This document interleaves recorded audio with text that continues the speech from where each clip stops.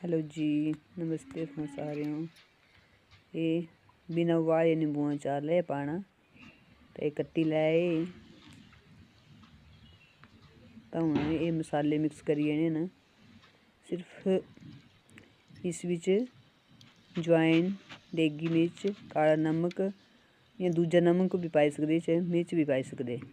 एह् चीनी पाई दित्ती, बस हून मिक्स करना है। एह् दिक्खा मसाले पाई दित्ते, बस हून मिक्स करना है ते अचार त्यार होई गेआ।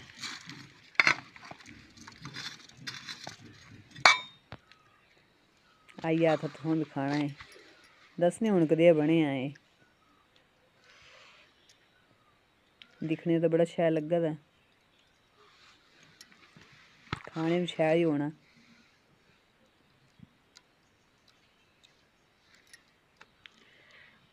निंबू अचार।